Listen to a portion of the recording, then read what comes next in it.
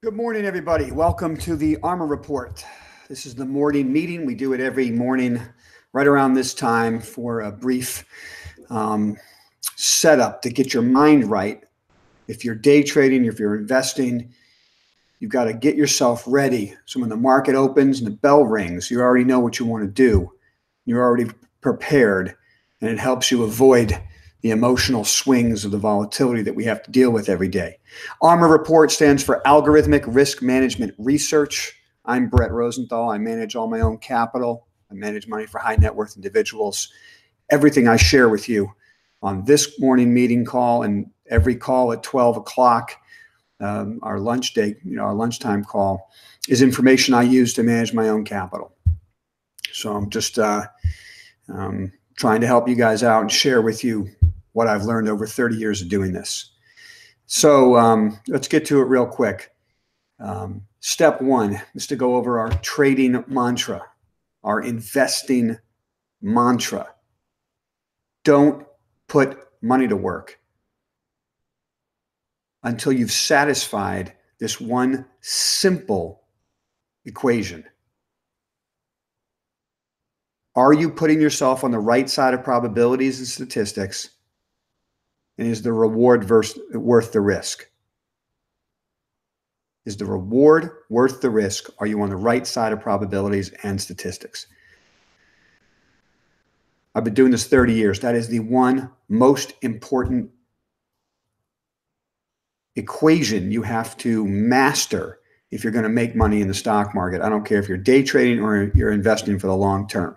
So we do that here on our desk by using algorithms to tell us the answers to those questions. We do our research fundamentally. We find themes that we want to own. We find stocks that we want to own. We then use algorithms to tell us, is this the right entry from a probability standpoint?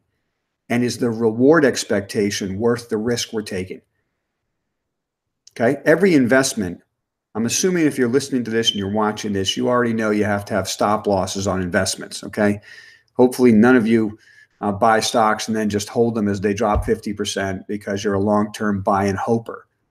Hopefully that's not the situation. If that is a situation,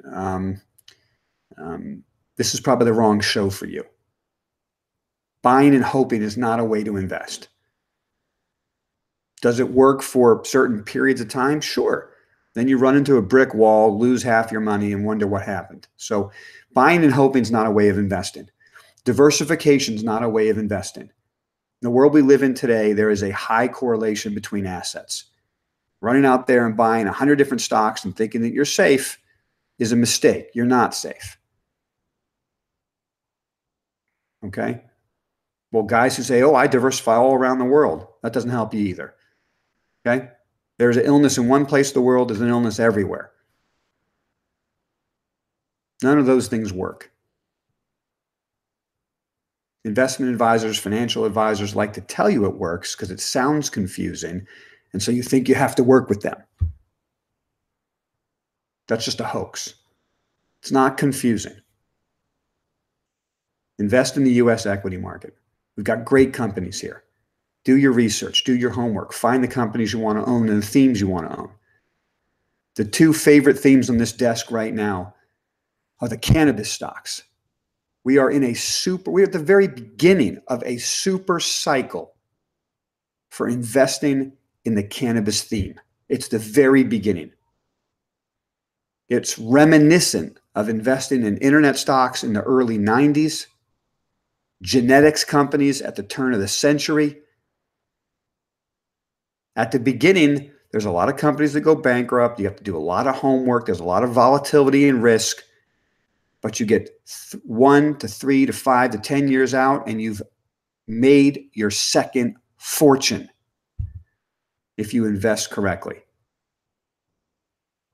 And the other theme that's in our portfolio are precious metals.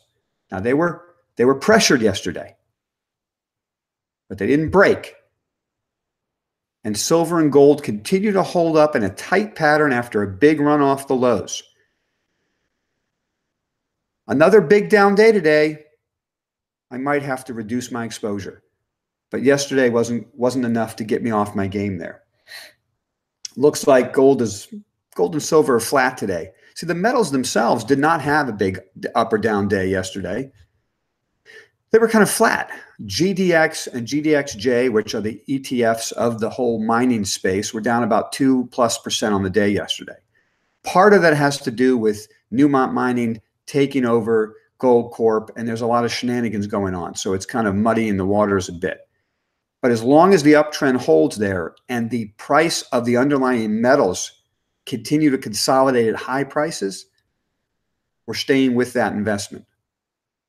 It looks like a 5+, maybe 7-year downtrend has been broken for the metals and has been broken for the mining companies.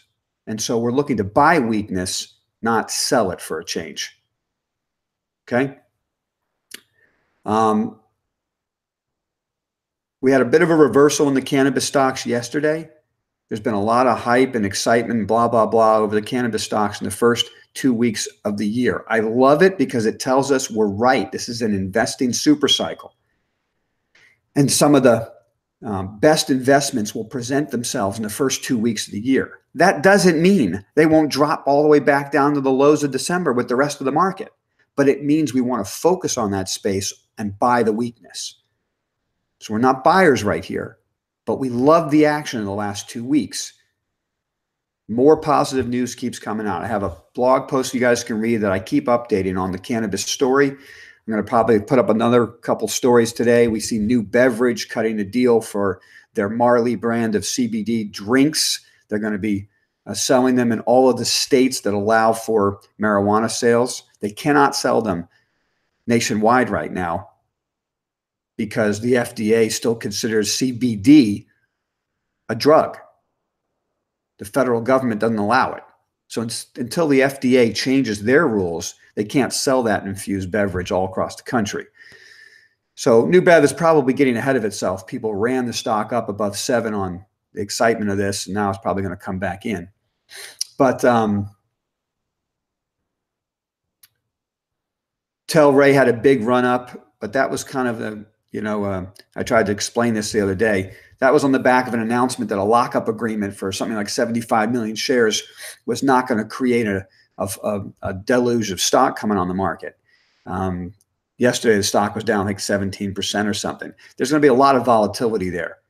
We do not buy this space on strength. We buy it on weakness. Okay?